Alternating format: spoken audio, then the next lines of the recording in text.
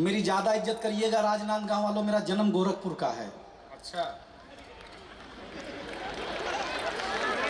ज्यादा समय ले रहे हैं आप समझने में। मुख्यमंत्री जी, मैं आज आपको पा करके धन्य हूं, क्योंकि मेरे पिताजी मुख्यमंत्री कार्यालय में क्लर्क होते थे। अच्छा, तो जब भी कोई मुख्यमंत्री साहब आते तो 2 लात मारते, बोलते ऐसी पढ़ाई करो, ऐसी राजनीति करो, मुख्यमंत्री बनो। हर 5 साल में बदल जाते मुख्यमंत्री, फिर हम कूटे जाते। तो वो 20 साल तक मुख्यमंत्री के नाम पे हम इतना कूटे गए कि हम सोचते थे साहब दिखते कैसे होंगे। सही, उस दिन मैंने जो कसम खाई थी कि खाद खड़ा हो गया, मैंने उसी के दिन कसम खाई थी कि हे हनुमान जी ऐसी कृपा बसाओ कि कुछ हो जाए। मैंने उस दिन कसम खाई थी कि मैं जरूर ऐसा कोई काम करूंगा कि मुख्यमंत्री साहब नीचे बैठे होंगे। ताली कम थी और ऊपर से मैं उनको सुना रहा हूँगा। मेरे पिताजी स्वर्ग में है, लेकिन क्या आनंद, श्राद्ध के बाद भी श्राद्ध मिल रहा होगा। जोरदार ताली बजाओ यार, मैं खड़ा करना। ये अलग बात है कि सर ये झूठ है, लेकिन मैं आपको हंसाने के लिए झूठ भी बोल सकता हूँ। हाँ, लेकिन बहुत अच्छा लगा। लेकिन आप हरियाणा में जीत गए, बहुत अच्छा लगा। ये डॉक्टर साहब जानते हैं इतना खिलाफ क्यों बोल लेते हैं नेताओं के बारे में? क्योंकि अब ये आम आदमी नहीं रहे, खास आदमी हो गए। अच्छा, खास ये है, खांसते वो हैं। और ताली नहीं आएगी तो दोस्त ठहाके से काम न चलबे।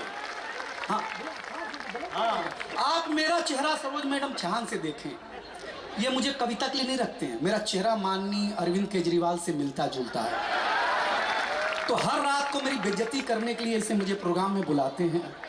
लेकिन एक अंतर और ताजुब की बात है, माननीय अरविंद केजरीवाल जी का चेहरा मेरा मिलता जुलता है और मेरी बीवी नरेंद्र मोदी जी की समर्थक है। तो मैं घर में दिल्ली होके रह गया हूँ, कोई फाइल आगे नहीं जाती भाई साहब। बात आगे है साहब, लेकिन एक अंतर मेरे और अरविंद केजरीवाल जी में है।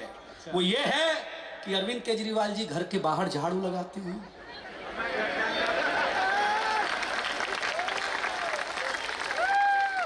देखो भारतीयों, राजनांदगांव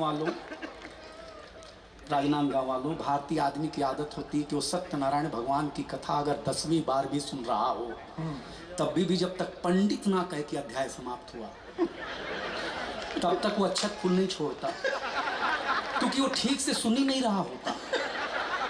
तो मुझे पूरा भरोसा है आप पे। तो मैं जहां कह दूं कि अध्याय समाप्त हुआ, वहीं ताली ठोकना। मेरी भी इज्जत रह जाएगी, आपकी भी इज्जत रह जाएगी। पहली टिप्पणी सर क्षमा के साथ। कांग्रेस कहती है चुनाव में कि पंजे का बटन दबाओ हमको जिताओ। आम आदमी कहती है झाड़ू का बटन दबाओ हमको जिताओ। समाजवादी कहती है साइकिल का दबाओ हमको जिताओ। बीजेपी ऐसा कहती ही नहीं है, वो कहती तुम कोई भी बटन दबाओ। अध्याय समाप्त हुआ, जोरदार ताली बजाओ। ये कहती नहीं है। मजा आया क्या ये भीड़ को? जरा एक एक कुमार विश्वास लेके सुरेंद्र दुबे एक बार हाथ उठा करके, यही कवि सम्मेलन है। आप कहते ही नहीं हो हमको। आप तो कहते कोई भी बटन दबा बेटा, जीतेंगे हम ही। अच्छा, मीडिया देख लो आप, 10 बजे तक तो हरियाणा में मीडिया ने कांग्रेस को खुश रखा और 11 बजे से बीजेपी को खुशी देना शुरू किया। हाँ, सबको लग रहा था 10 बजे तक हम ही जीत रहे हैं। टेंशन लेना नहीं आप लोग, महिलाएं बैठी हैं, आपका सम्मान करता हूँ। कोई आई है क्षमा, देखिए हम, हमारी जो इज्जत आप हमें दे रहे हैं, ये अगर हमें घर मिल गई होती है। अध्याय समाप्त हुआ, ताली बजाने आ गए। हम बता दिया करेंगे कहाँ बजाने, रिस्क लेना ही नहीं आप लोग यार भाई साहब। आनंद लेना था। हम सर हम उत्तर प्रदेश के हैं, गोरखपुर के। हमारे यहाँ चुनाव आया तो एक आदमी ईवीएम के सामने 5 मिनट खड़ा रहा।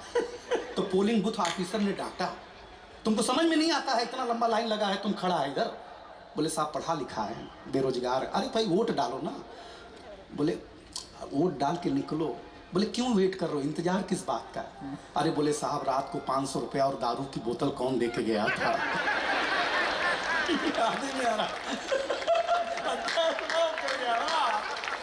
बस याद कर रहा हूं कि कौन है। इस देश में वोटर ईमानदार है साहब, आज भी आपको जानने के लिए यही व्यंग है और क्या है। हम आपको बड़ी बात नहीं, हमारे यहाँ तो हम तो उत्तर प्रदेश के हैं, हमारा अपना काम है, लेकिन सर ज्ञान की भी बात करूंगा। अच्छा डॉक्टर साहब ये ज्ञान सिर्फ मैं दे सकता हूँ। जीन्स पैंट और पैजामे का फर्क खुजली के वक्त पता चलता है।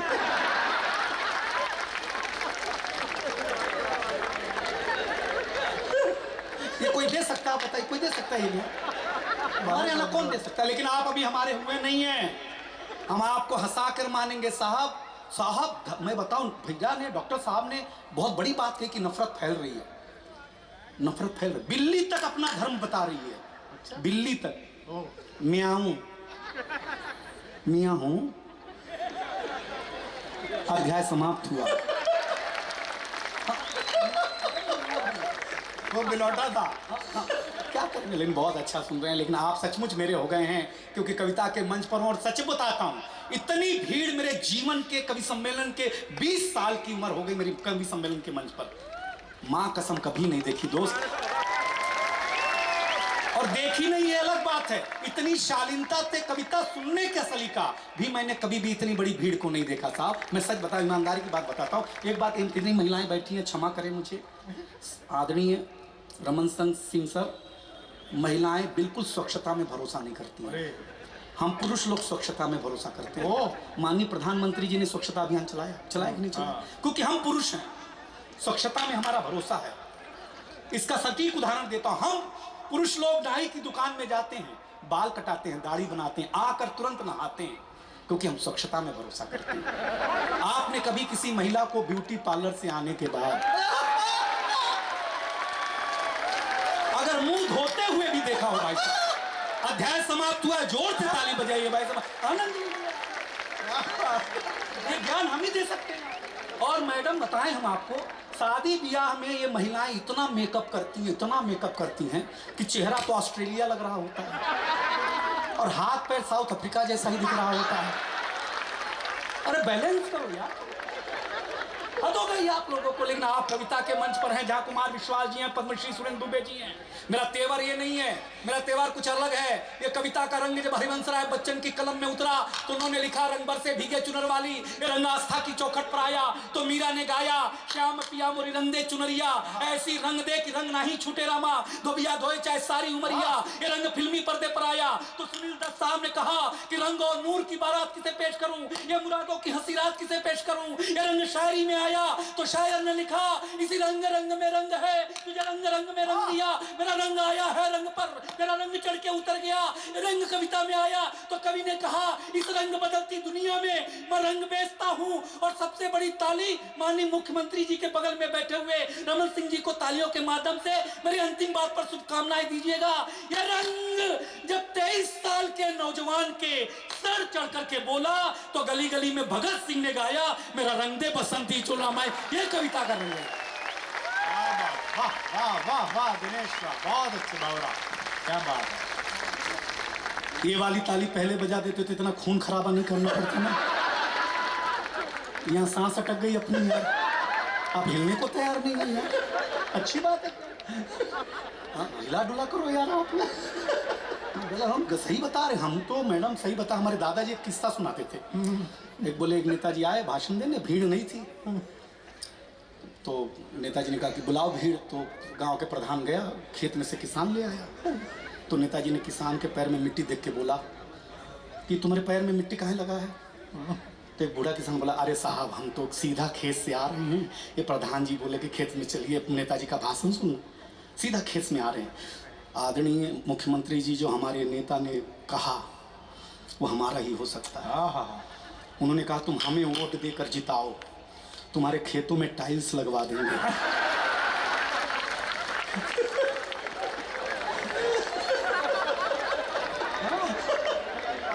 गलत नहीं बता रहे आपको सर। इसके बाद वाले तो जिससे बड़े थे, ये जो भीड़ है ये भी साथ जुड़े मेरे, इससे बाद वाले तो इससे बड़े। अच्छा। मेरे चाचा ने बताया कि नेताजी आए बेटा, और खुद से पूछा तुम्हारे गांव में किस चीज का कमी है? तो हमारे चाचा ने बोला, शमशान भूमि बहुत दूर है, बड़े मोटे मोटे लोग मरते हैं, ले जाने में बड़ा तकलीफ होता है।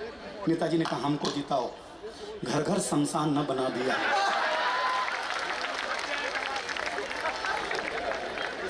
सर अगली अगली बात पर यह भीड़ ऐसी तालियां देंगे कि मेरे घर पर मेरी माँ को पता चलेगा कि उसका लाडला राजनाथ गांव में माननीय रमन सिंह जी के जन्मदिन पर कविता पढ़ रहा है। व्यंग क्या होता है, मेरे दादाजी खेत में काम कर रहे, एक नेताजी पहुंचे और मेरे दादा से पूछा, और किसान जी कैसी है आपकी गन्ने की फसल? तो मेरे दादाजी ने पैर पकड़ लिया, बोले कृषि मंत्री मेरे पैर खेतों में, कृषि मंत्री के पैर मेरे खेतों में, मैं तो धन्य हो गया। और मंत्री जी हैरान कि इसको कैसे मालूम पड़ा कि हम ही कृषि मंत्री हैं, टीवी था नहीं ना आज तक उस जमाने में, उस जमाने में कोई चैनल नहीं था। अब नेताजी हैरान, तो बड़ी विनम्रता से पूछा, हे किसान आपको कैसे मालूम पड़ा कि हम ही कृषि मंत्री हैं? तो मेरे दादा ने कहा, बेटा जब तूने गेहूं की फसल को गन्ने की फसल बताई